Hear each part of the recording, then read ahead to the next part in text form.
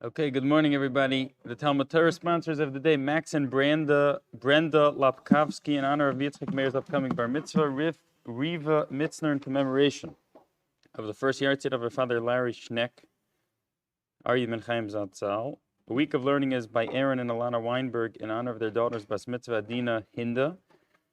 And the Daf Yomi sponsors Hillel Dina Soclof in memory of Hillel's brother, Shmaryahu ben Avraham Abba zt'l and Yisroel ben Avraham Abba zt'l. The Plunka Family for the yartzheit of Yissachor ben Yaakov Avinu zt'l and Yitzchak ben Yehuda zt'l on the 10th of Eliezer Langer, recognition and appreciation of the Shiurim and warmth of Rabbi Silber for the yartzheit of Rabbi Eliezer, Rabbi Moshe Langer, and Rivka Bas Yitzhak Langer and their family and all the Kedoshim from Europe.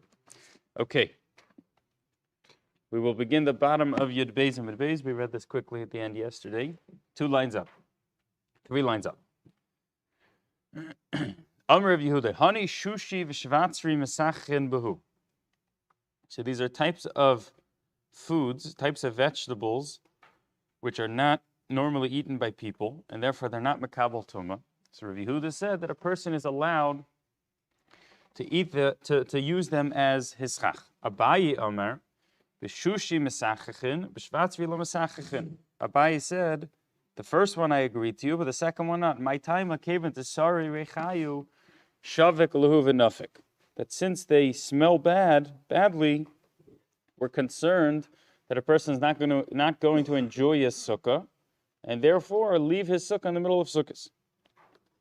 Amr Avchana bar Rava, Hani hizmi v'higi mesachachin behu. These are types of, Rashi says, mini snes, some type of a thorn bush. So Rav Chanan bar Rava said a person could use them as chach. It fits the criteria. It grows from the ground. It's not makabel tumah. Abaye Amar behizmi mesachin. The first one I agree. Behigi lo mesachinon. My time came with the nasri tarfayu shavik lavanafik. That since the leaves would very often fall down, and the person who's sitting underneath, it's not very enjoyable. So Abaye said, I'm concerned that a person's going to leave. So that means midirabanan, you're not allowed to use smelly things for schach. And you're not allowed to use the type of schach which would very often fall down on a person's head and make it not enjoyable to be in the sukkah. Amr of Gidol Amr Rev. Hayaf gusa de dichlo mesachim behu. Okay, so we talked about yesterday in the Mishnah that there's a din d'Rabbanan, which is if you have a bundle of wood or a bundle of sticks, so then you're not allowed to use it for schach, which we discussed. The reason is that if a person would be coming home and it's wet and he throws it up on top of something just to dry and then later decides to use it for his schach, so that's a problem d'oraisa. Since he didn't put it up for shade, it's a problem. So Chazal made a gzeira, they made a decree that you can never use that type of roof for a sukkah out of the concern that a person's going to get confused and use it even in the case where he put it up not for shade. So now we're going to have a Gemara trying to define basically which types of bundles were included in that prohibition. So Amr of Gidol Amr Rav Hayaf Gusa de Dikla Masachinam Behu. If you have outgrowths of a tree which are all attached together at one point, but they grow out at another point. So in other words, imagine it's like you had a whole bunch of single pieces of wood which are tied at one end. Just the difference here is the tied at one end is because they grew out of the same place. So they're naturally tied at one end. So Rav Gidol Merav says, Hayaf Gusa de Dikla Masachina Behu. That's fine to use that as schach. Afal Gav da Gidi Eged Bidei Shamayim Lo Shmei Eged. That it doesn't have a definition of being tied together if the way it grew naturally, it was connected. That's not included in Chazal's definition of being eged. So therefore, a person is allowed to cut that down and put it up and use that as a schach. That was not included in our gzeir. Afal gav the hadar agid lahu, and even if a person would then take a string and tie it around this naturally connected bundle of wood, that's still fine. Iged b'chad lo shmei eged. Because tying together something which is already together is not called tying it together. So in other words, you almost have a loophole that it worked out that you can use this type of bundle, because since it grew naturally, that's not called bound together. Thank you. And tying it together an additional time didn't really do anything because it was already connected, and therefore a person could use that for his schach. So this is really the same halacha, just from a different type of tree. Even though they grew together, that's okay. That's not called that it's bound together. Even though you tied it again with a string, something which is already tied together, tying it again doesn't define it as being tied together. In halacha, it's brought that if a person would add one more stick and then tie it together, then that would already be called a bundle, and that would be included in the gzeira of Chazal. But as long as it's the natural outgrowth of the tree, and a person decided to tie it again, that would be fine to use that for a schach. Person has reeds or dukranim.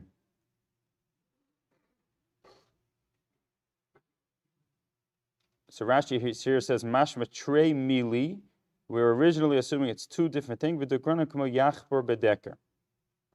I don't know the exact translation of what that is. Huh? Cane stalks. Okay, thank you. So the Gemara originally thought it was two separate things. The Gemara asked, kanim pshita. What is the brisa teaching me you can use kanim? Kanim means a type of wood that grows from the ground that's not makabel tumah. So that's obvious a person could use that for schach. So no, the way to read the brisa is ema kanim shel dukranim miszachinam behen, which means if you read it together as one case, kanim shel dukranim. So Rashi explains that's really what we were referring to before. That we have a support to the halacha we said before, that if you have outgrowths from a tree, which all are connected at one point and then separate, that's kanim shel dukranim, even though they look like they're bound together, a person could use that as schach because that was not included in the gzeira that Chazal made. The Amr of Chisnam Ravina Bar Shila. Hani meraraisa de agma, adam yotze behen yidei chavasa b'Pesach. Okay, so now we're jumping to Pesach. The reason we're jumping to Pesach is sometimes in the Gemara, if a person spoke before and he had another statement, so often the Gemara will, once it quoted the one person, will continue to quote different statements that he said. So we quoted before Rav Chizdam Ravina Bar Shila, so we're quoting another statement that he said. So he said a type of maror which was called maraisa de agma, that it grew in the agam. Adam yotzi ben yidei chavasa b'Pesach. A person could use that on Pesach. In other words, it had a different name. It wasn't just called maror. It was called maror, which grew in the agam, in that lake, the swamp. Meisvei challenges the Gemara. Azov. We have different halachas in the Torah which it requires using in Azov, and the Brisa says Azov v'lo Azov yavon. Person could use something which is called an Azov, but not something which is called an Azov yavon, a Greek Azov. V'lo Azov kuchli, v'lo Azov midbari, v'lo Azov romi, v'lo Azov sheish l'shem levoy. So the Brisa is saying when the Torah says Azov, you need to find something which is called Azov. If you find something which is called by like a nickname, the Azov of that town, so then that doesn't fit the criteria. So the Gemara's challenging is the Torah says you have to eat maror on Pesach. So Rav Chizda, Amar Ravina Bar Shila said, and if the maror has a nickname, that's okay. Challenges the Gemara. We have a brisa saying when the Torah says you need to use an Azov, if the Azov has a nickname, it's not okay. Okay, so there's a question like how do we deal with when the Torah says a term? So it doesn't need to be specifically that item, or let's say that item has a nickname. If there's a different way people refer to that item, they call it the maror of that town, the Azov of that town. So he came and said it's okay. The Gemara is challenging from the Brisa, it would seem that it's not okay, because the Brisa said an Azov, which is referred to as Azov of that town, that city, or that country, would be a problem. So that's the question. Amr Abaye answers, Kol shenishtana shmo kodem matan Torah, ubasa Torah vehekapida aleha biadua sheyesh lo shem levoy. Says Abaye, if before the Torah was given, there was already different names for this item. So he's saying by Azov, there was already different names in the world, that in Yavan, they called it Azov Yavan. In Rome, they called it Azov Rome. And then when the Torah comes, it says, you need to use an Azov. So if there was already, let's say, 5 different names of the word Azov in the world, and the Torah comes and says, use Azov without referencing a specific type, so then it's coming to say something which is called Azov to the exclusion of Azov Yavan, Azov Romi. In other words, if by the time the Torah was written, there was already different ways to refer to it, and the Torah said it in a way without the nicknames, then it's coming to exclude the nicknames. But v'hani lo neshtana shmaya kodem matan Torah klal. Rabbi is saying the reason by marur it's different is because by this marur, at the time the Torah was given, was just referred to as marur, and therefore when Hashem said you should eat marur, it included anything which was called marur. And if at a later point in time we start calling it a different name, right, we would start calling our marur Ploni. We would give it a nickname. So Abaye is saying the reason that's fine is because when the Torah was given, it said eat marur. This was defined as marur the time the Torah was given. The fact that today I come and make up a new name for it is not going to disqualify it from being included in the Torah's definition of what marur is. So by Azov, he's saying, since before the Torah was given, there was different definitions. So then when the Torah comes and says use Azov, it's coming to say that one as opposed to the others. But if the Torah says eat marur, and I come up today and make up a new name, a new nickname for my marur, so that's not going to be a problem, right? There's a brand name of the marur in the store. So everybody, imagine there was a famous marur out there that everybody was just running in line to get. Okay, so everybody, Tokaf? Okay, you know more than me. Okay, so let's say Tokaf marur. Huh? Okay, so everybody's running in line. Okay, so the fact that we all refer to it when we're talking to each other as a specific type of marur is not going to change anything. Because it's marur of the Torah. At a later point in time, it got a brand name that we refer to it differently. Okay, so that's Abaye's answer. Rav Amar Hani Maraisa Stama Shmaryahu. V'hai the Karilu Maraisa the Agma Shum Devshtakach Ba'agma. Rav is saying a different answer. He's saying really, even this type of marur is called marur. When people call it Maraisa the Agma, it's because that's where you could find it. In other words, they're not giving it a new name. They're saying this is the marur which can be found at that location, and therefore that's not really defined as a nickname. Okay, Amr Rav Chizda, Igid bechad lo shmei eged. Rav Chizda said, if a person bound something, if he took one material and tied it, that's not called bound. Shalosh, if he took 3 materials and bound it together, shmei eged, that's for sure called an eged. Shnayim machlokas Rav Yossi v'Rabbanan. If it's 2, if you took 2 different materials and tied it together, Rav Chizda is telling us that's a machlokas Rav Yossi Rabbanan, and we're going to try to figure out where he saw that's a machlokas Rav Yossi Rabbanan. So let's just read. It says Rashi. Take a look at Rashi, parallel to the Gemara we just read. Lo shmei eged. Rashi says lo le'inyan chavila l'sachech, that if it's 1 and you tie it, it's not called an eged regarding chavila l'sachech, right? That word is schach, not for using it. It's not a problem to use it as your schach. V'lo le'inyan agudas ezav, and it's not a problem for agudas ezav. So what Rashi is saying is that this Gemara is yes talking about schach, right? So our Mishnah talked about using a bundle for schach. Rashi is saying this Gemara we're having is also talking about schach, which means that if you have 3, the Gemara said it's for sure a problem. That means according to Rashi, this Gemara just told us, how big of a bundle is it? That's a problem. If you have 3 sticks tied together, then you cannot put it up on your sukkah. Okay, so I was waiting for somebody to ask me. Schachmetz. Okay? Rabbi Silber did not ask me to come in and tell everybody that you cannot use your schachmetz. Okay, so schachmetz are going to be fine. What we will see, I don't know if I'll be giving this year then, but it's very clear from the Gemaras later. There's something called machzelas. Okay, so machzelas is basically a schachmetz. Right? It's something they would use, some type of sticks tied together, which they would use to lie down on.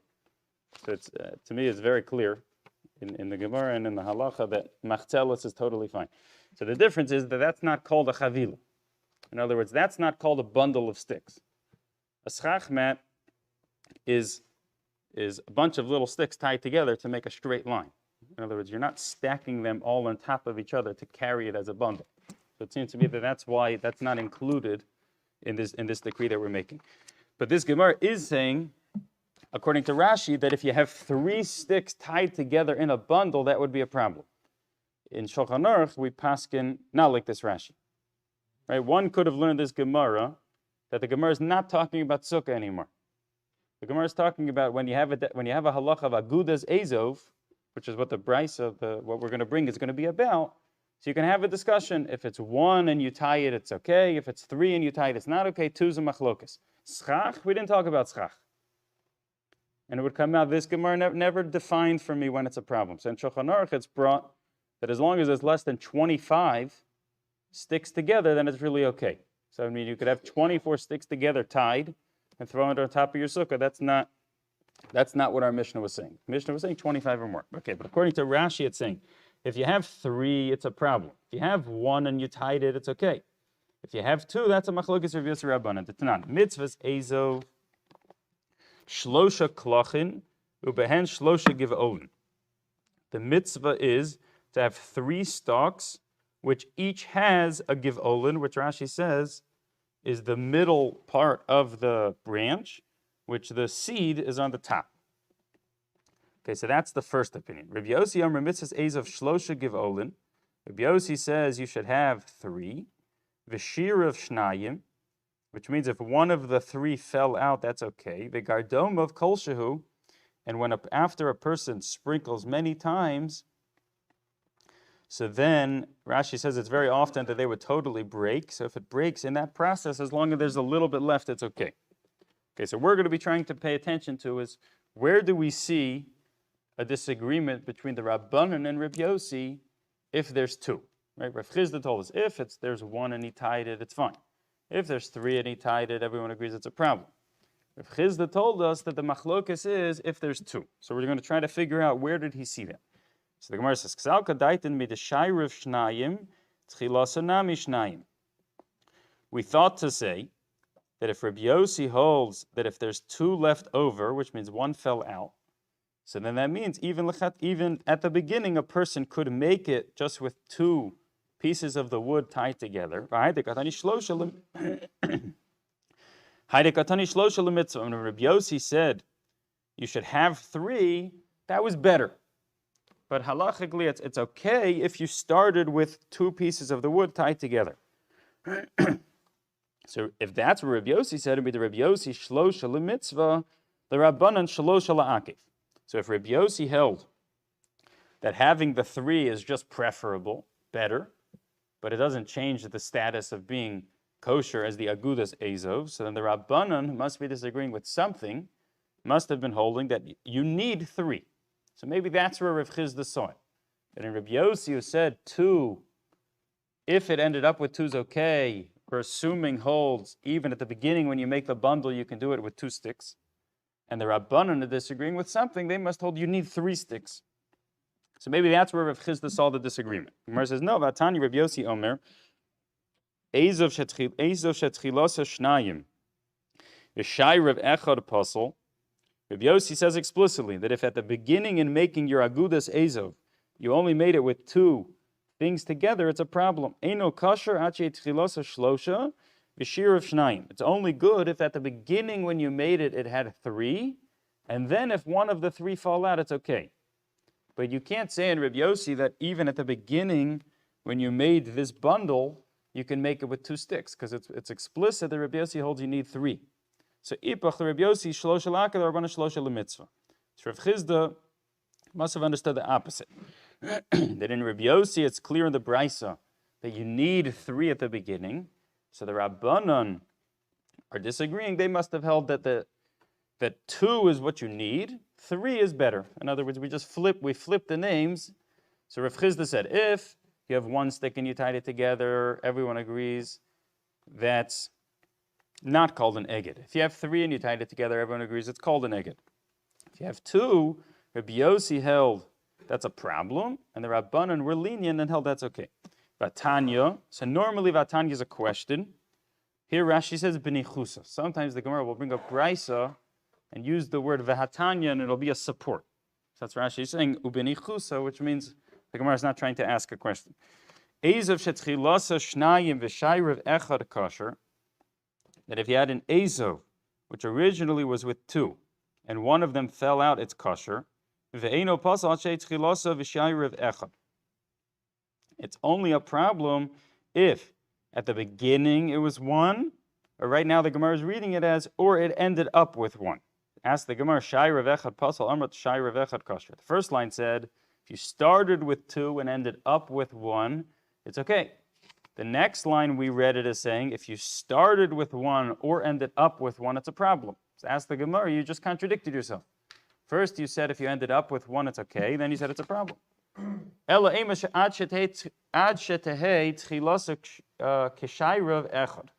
way to read the second line is it's a problem if at the beginning you ended up with what you left off with. Meaning the Bryce is saying that if you started off with 2 and left off with 1, it's okay.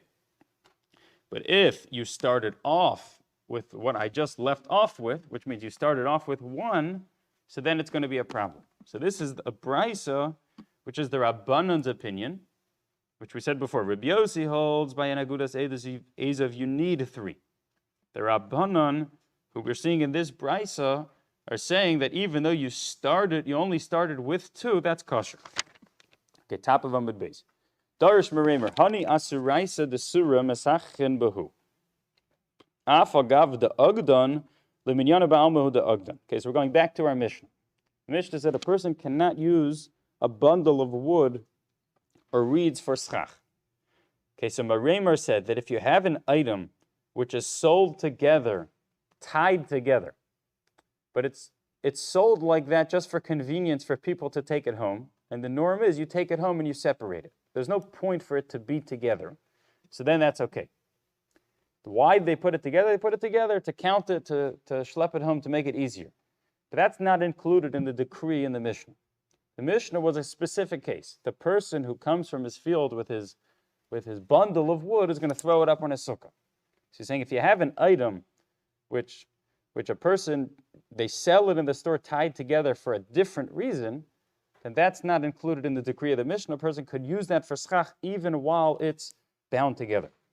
Amar of Abba, Hani Tzrifi de Orvani, Kevan Shehutra Rashi Madanim Shalahen Ksherim. So Tzrifa de Orvani, Rashi says, was a type of hut that people who were bird hunting would camp out in, and it was basically some type of, almost like the shape of a Hershey kiss, okay.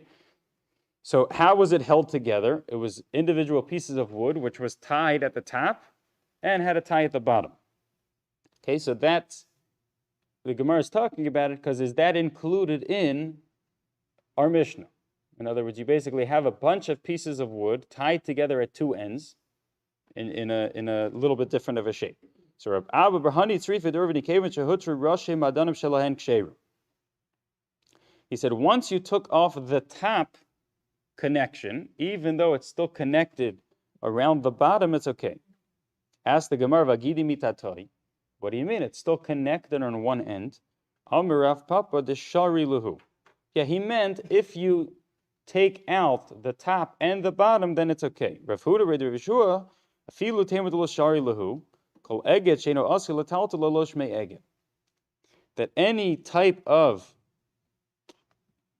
combination of the wood, which is not made in a way that you can carry the wood together, is not defined as an eget, and therefore it's fine. So once you took out the top, and you have a circle around the bottom, which is much bigger than the top's little point. So if you would try to pick it up from there, it's not going to carry very nicely.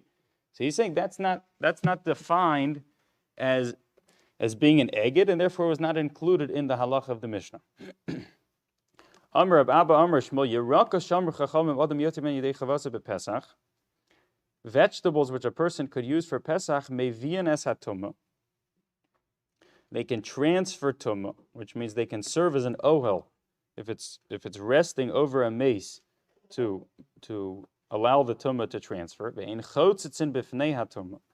But they cannot serve as a block between the dead person and separating room. Uposlin besukkah mishum avir. And a person can't use it on sukkahs like avir. So we'll learn a little bit later that there's a different halacha when it comes to schach pasel. Schach a person can't use.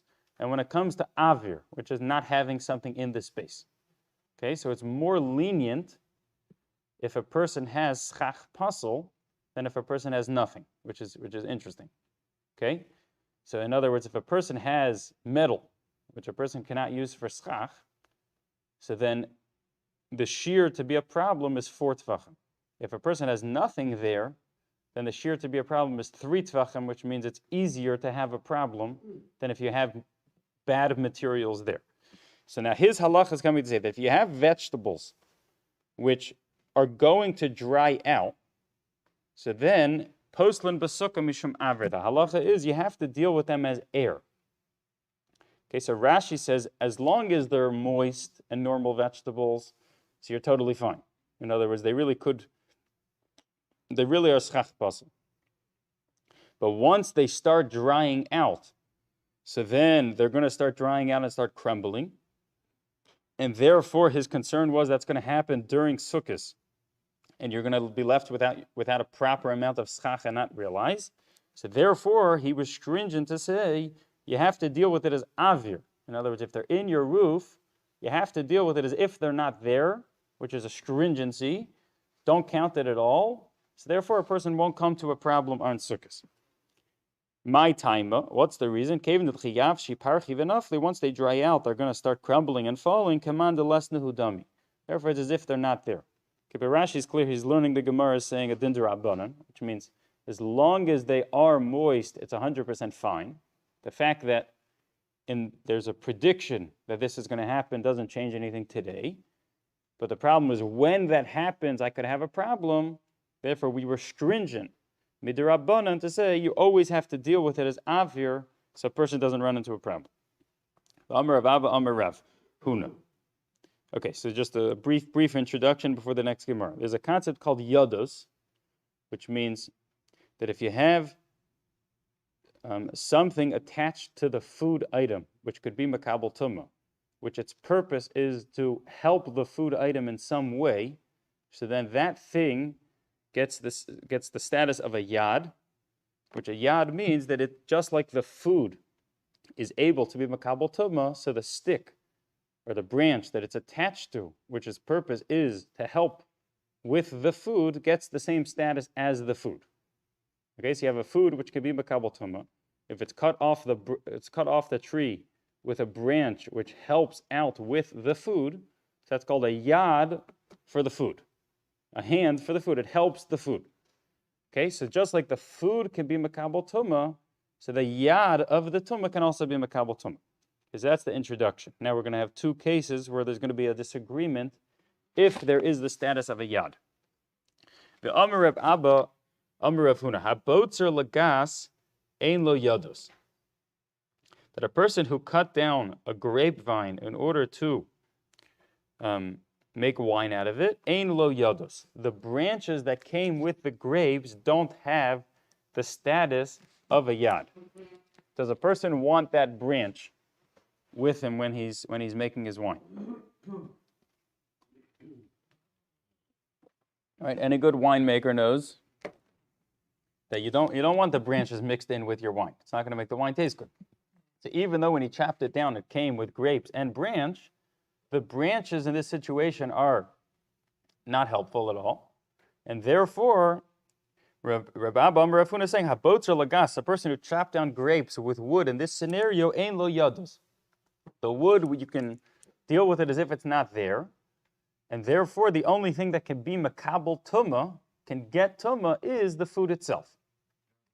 Which means if tumah came in contact with the branch, you would be fine, because the branch is not defined as something that can be makabel tumah.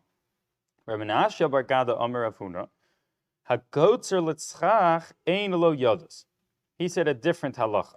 He said a person who chops down for schach, so ein lo yados. If you have some type of food at the beginning of the branch and you cut the branch with it, he also said that the branch doesn't have the status of a yad, and the only thing that could be makabel tumah, can become tamei, is the food itself.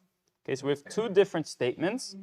One was talking about a person chopping down a grapevine to produce wine, and one was talking about a person who was chopping down something to use it as schach for his sukkah.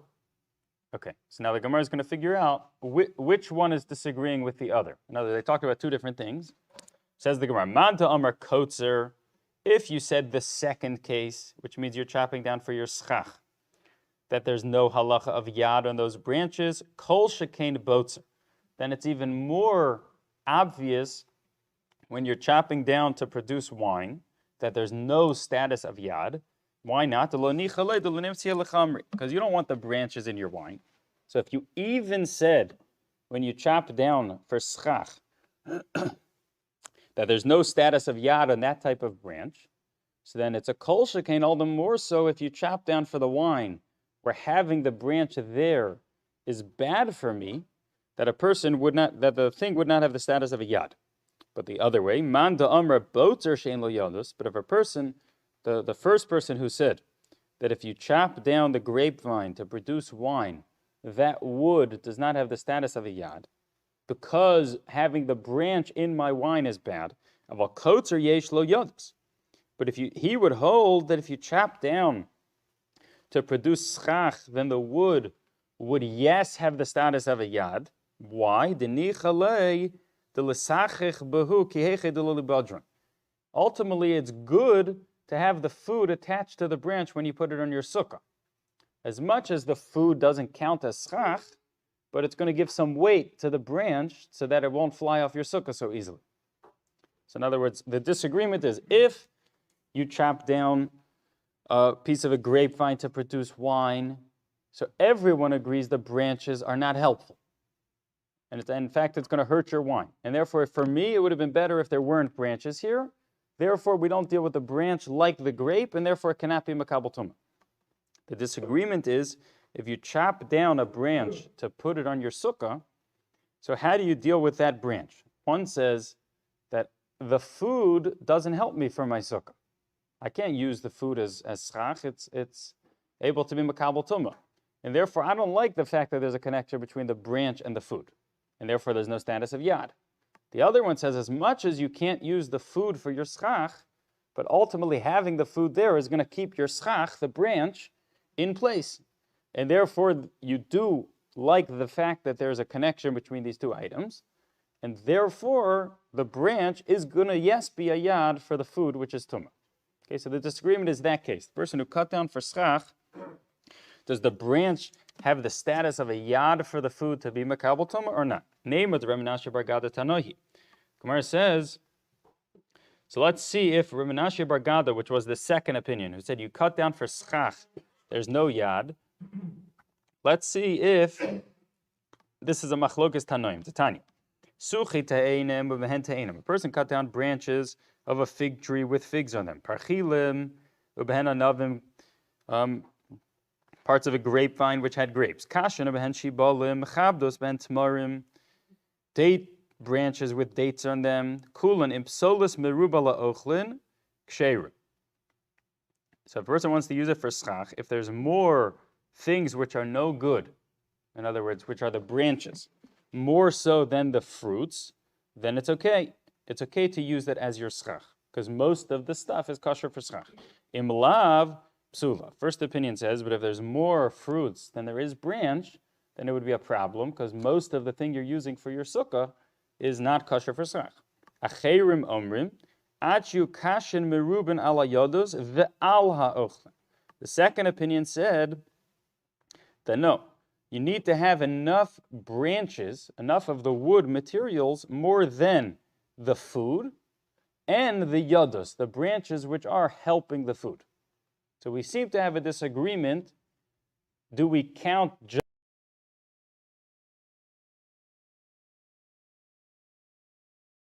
and the food as the things you can't use for schach? So my love kemiflagi, says the Gemara, is not their disagreement. The mar savar yesh lan yodos, mar savar ein lan yodos. That the one opinion who only dealt with the food as a thing that's no good for schach, he held like the opinion that said if you chop down for schach, there's no halach of yodos, and therefore the only thing which can be makabel tum is the food. But the other opinion who said that you have to deal with the branches and the food as things which are pasal l'schach, no good for schach, he must have held like the other opinion that said that there is a status of yad in this case, because since the person wants the fruit on the end of the branch to weigh down his schach, therefore it would yes have the status of a yad. Says the Gemara, L'Reb Abba vaday tanohi, L'Reb Menashe bargada mi lema tanohi. So according to Reb Abba, who said that if a person chops down for schach, there is the status of yad, he's going to have to agree that this brisa, one opinion's like him, one opinion's not like him. But the other opinion, does he have to say one opinion's like him, one opinion's not like him? So the Gemara explains, Amar l'cha Reb Menashe, no. T'kuli alma savria kotzer l'sachech, ein lo yodos. He'll tell you, everyone agrees to me, if you cut down for schach, then there's no status of yad. Right? That was his halacha before, because he held if you're cutting down for schach, then the fact that he's arguing that I don't want the branch attached to my fruit. Since I can't use my fruit for my sukkah, so I don't care about the branch being attached to the fruit. Therefore, the branch does not have the status of a yad. So he'll tell you, everyone agrees to me. So we just learned in a brisa that there seemed to be a disagreement about that point. So he'll say, Hacha b'mayaskinon, the case they were talking about was Kegon shekotzetan lachila, that a person initially cut down to eat it. If he cut down to eat it, so at that point in time, everyone agrees that he was happy with the fact that there was a branch there. V'nimloch aleyin l'sikoch, and then he switched his mind, Sukkah's time, and said, you know what, I'll use this as my schach. So he's arguing, if you cut it down for schach, everyone agrees to me that says the person doesn't want the branch attached to the fruit, therefore you don't deal with the branch as a yad. The only thing that can be makabel tum is the fruit. He's saying the case of the brisa was he chopped it down for food. At that point in time, everyone agrees it could yes be makabel tumah, because everyone agrees at that point the branch is good for the fruit. Now the person switched and said, I'm going to use it for schach, and we seem to have he's saying that's the case they're disagreeing about. Is there still a status of yad or not? Okay, but everyone's agreeing at that point when I cut it down for food, the branch which is supporting, which helps with the movement or the production of the fruit, was able to be makabel tumah. He's saying, but the machlokes is when he switched in his mind for schach, did that take away the branch's status of being able to be makabel tumah? So ask the Gemara, if the case is like you said, that he chopped it down for food, my time, my derabana. What would be the reason for the opinion that says the thing which was able to be makabel tumah, the branch, once he switched to use it for schach, now is not makabel tumah?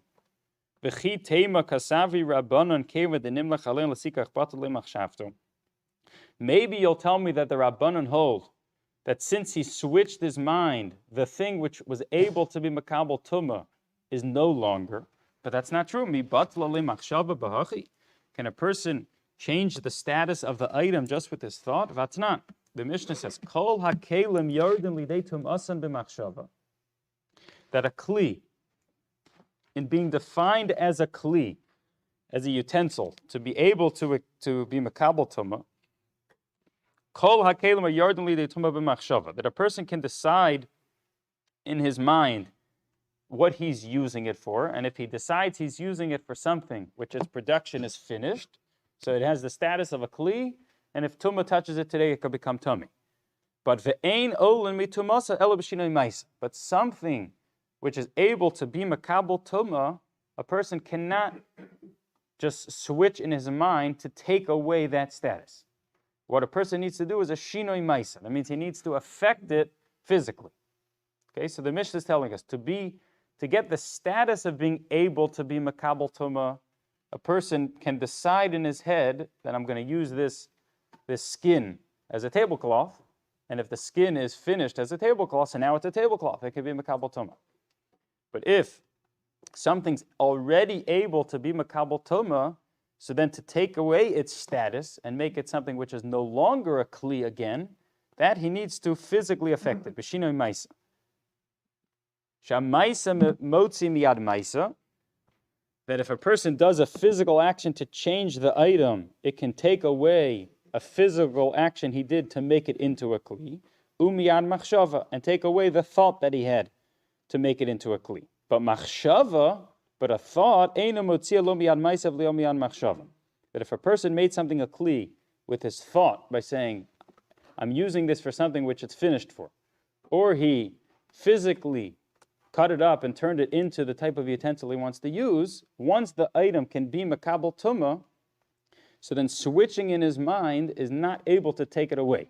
Okay, so we're left with a cliffhanger, which is if the case is that the person cut it down to eat and then switched for schach, so then we have to figure out what is the reason for the Tana, the Rabbanon, that it should be okay. If everyone agrees at the time he cut it down to eat, the branch had the status of a yad, which allowed it to be makabel tumah.